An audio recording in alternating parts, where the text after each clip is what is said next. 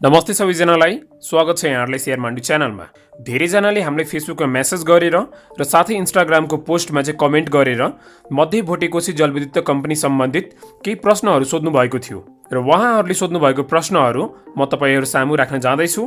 पहिलो प्रश्न चाहिँ 2075 सालमा भोटेकोशीको शेयर चाहिँ मैले इम्प्लोइको तर्फबाट भरेको थिएँ, तर अहिलेसम्म पनि त्यो डिम्याटमा आएको छैन, किन नआएको होला त? त्यस्तै अर्को प्रश्न चाहिँ मध्य भोटेकोशीको लोकलको शेयर चाहिँ डिम्याटमा कहिले आउला त? त्यस्तै अर्को प्रश्न चाहिँ मध्य भोटेकोशीको शेयर चाहिँ मैले इपीएफको तर्फबाट भरेको थिएँ, तर त्यो चाहिँ डिम्याटमा आएको छैन, अनि कहिलेसम्म चाहिँ आउला र कहिलेसम्म यो चाहिँ बेच्न पाइन्छ? त्यस्तै तपाईँ यहाँ चाहिँ इन्स्टाग्रामको पोस्टहरूमा पनि हेर्न सक्नुहुन्छ।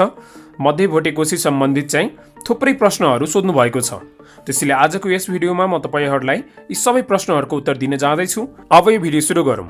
झन्डै 2 महिना लामो समयको प्रतीक्षापछि अस्ति बिहीबार पौष 8 गते मध्य भोटेकोशी जलविद्युत कम्पनीको शेयर चाहिँ नेप्सेमा सूचीकृत भयो र नेप्सेमा यस कम्पनीको जम्मा 6 करोड किता शेयर चाहिँ लिस्ट भएको छ। साथै नेप्सेले यस कम्पनीलाई चाहिँ दोस्रो बजारमा पहिलो कारोबार सुरु गर्नको लागि एउटा ओपनिङ प्राइस रेन्ज पनि तोकेर दिएको छ र भोलिदेखि यस कम्पनीको दोस्रो बजारमा पहिलो कारोबार पनि सुरु हुनेछ र कुनै पनि कम्पनीको शेयरको कारोबार हुनुभन्दा अगाडि त्यो कम्पनी चाहिँ सबैभन्दा पहिले चाहिँ लगानीकर्ताहरूको डिम्याटमा चाहिँ आउनुपर्छ र यो कम्पनीको शेयर पनि केही लगानीकर्ताहरूको डिम्याटमा जम्मा भइसकेको छ। तपाईँ यहाँ स्क्रिनशट हेर्न सक्नुहुन्छ, तर अधिकांश लगानीकर्ताहरूको डिम्याटमा चाहिँ जम्मा भएको छैन।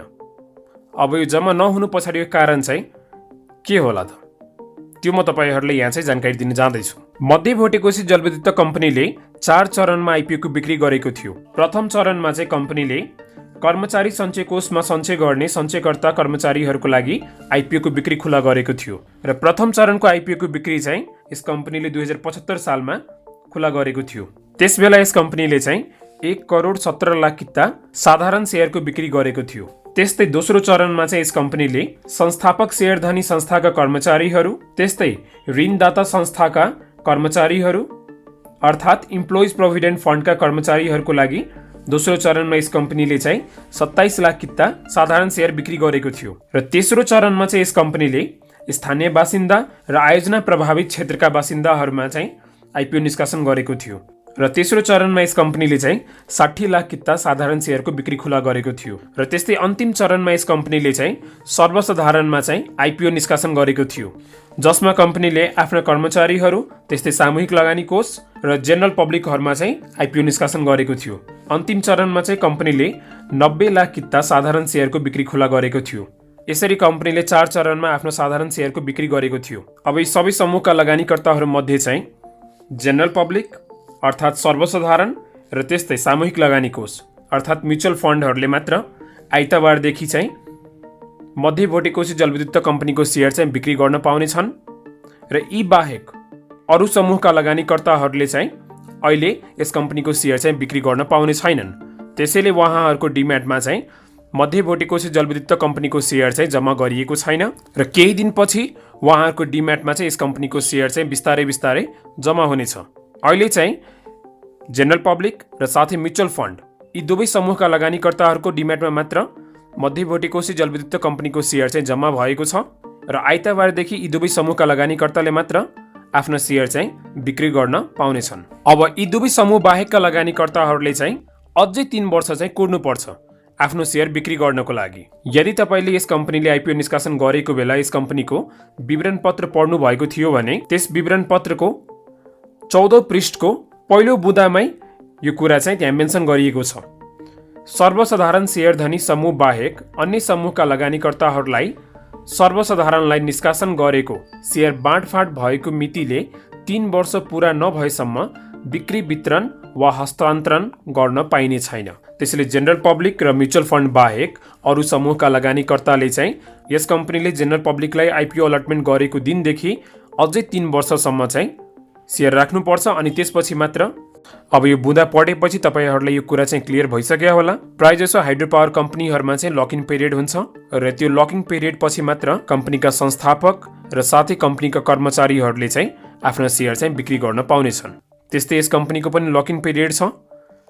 अब यस कम्पनीले चाहिँ जेनरल पब्लिकहरूलाई शेयर बाँडफाँड गरिसकेपछि त्यो मितिदेखि अझै 3 वर्षसम्म चाहिँ जेनरल पब्लिक र म्युचुअल फन्ड बाहेक अरू समूहका लगानीकर्ताले चाहिँ आफ्नो शेयर चाहिँ होल्ड गरेर राख्नुपर्छ अर्थात् उहाँहरूको सेयर चाहिँ लक भएर बस्छ।